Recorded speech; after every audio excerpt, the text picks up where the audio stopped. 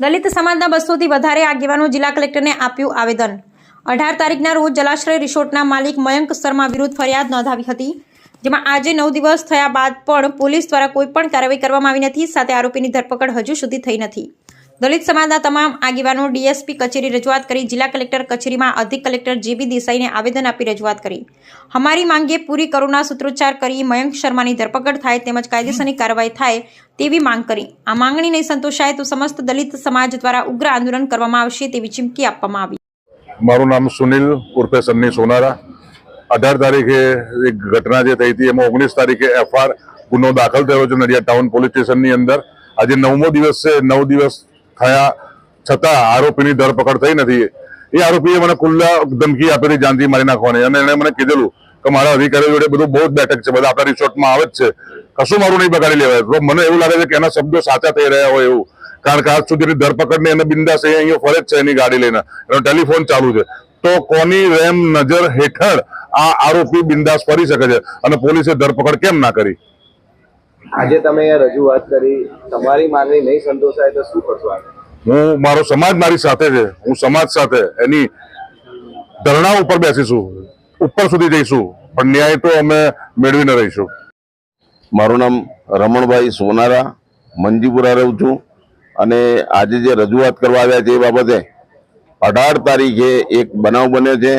મારા દીકરા સુનિલ સોનારા એને એક ધંધાકીય બાબતમાં એક મયંક શર્મા નામના વ્યક્તિ સાથે વાતચીત કરવા જતો આ મયંક શર્મા એકદમ ઉગ્ર થઈ ગયો, જાતિવાચક અપશબ્દ બોલી અપમાનિત કર્યો, અને તને આ વેપન તારા માટે રાખું છું, એટલે આ વેપનનો ઉપયોગ તારા માટે કરીશ, એટલે અહીંથી જતો રહે ચૂપચાપ, નહીં તો જાનથી મારી નાખીશ, આવી મારી નાખવાની ધમકી પણ આપી છે। એટલા માટે 18 તારીખે અમે નડિયાદ ટાઉન પોલીસ સ્ટેશન ફરિયાદ આપવા ગયા હતા, પણ સંજોગોવશાત 19 તારીખે આ ફરિયાદનો ગુનો દાખલ કર્યો નડિયાદ ટાઉનમાં। ત્યાર પછી ભારતીય બંધારણના નેજા હેઠળ જે ગુનો દાખલ થયો છે એ પ્રમાણે કામ થઈ રહ્યું નથી, અને આરોપીને 24 કલાકમાં પકડવો જોઈએ એ પણ પકડ્યો નથી। આરોપી જાહેરમાં નડિયાદ અને નડિયાદ તાલુકાની વિસ્તારની અંદર ફરી રહ્યો છે, તેમ છતાં પણ પોલીસ એને પકડી શકતી નથી।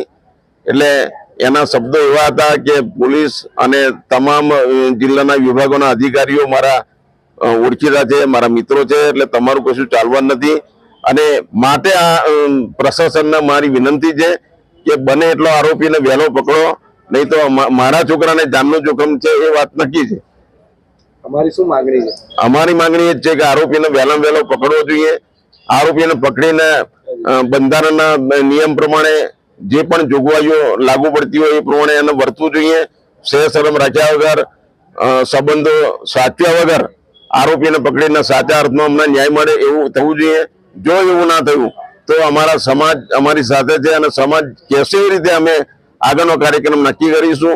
જરૂર પડશે ઉપવાસ પર બેસવાનું થશે તો ઉપવાસ પર પણ બેસીશું। મારું નામ ડાયાભાઈ આસાભાઈ વાલા, મંજીપુરામાં રહીએ છીએ। અમારા વિસ્તારના રહીશને અહીંના એક વેપારીએ એને એટલી બારી નાખવાની ધમકી આપી છે, અપમાનિત કરે છે, અને એના હક વિરોધી કૃત્ય કર્યું છે, અને એના માટે એટ્રોસિટીનો એક કેસ થયો છે, મારી નાખવાની ધમકી આપી છે। એનું આખું કુટુંબ પરિવાર સાથે આજે ભયમાં છે। તો એના ન્યાય માટે સરકારે એટ્રોસિટી એક્ટની અંદર જે જોગવાઈઓ કરી છે એ મુજબ 24 કલાકમાં ધરપકડ કરવી જોઈએ।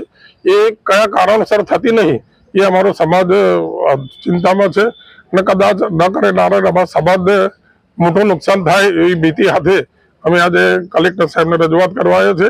તાત્કાલિક ધરપકડ થાય, અને ધરપકડ નહીં થાય તો અમારો સમાજ જે કહેશે એ પ્રમાણે અમે આગળના પગલાં ભરીશું।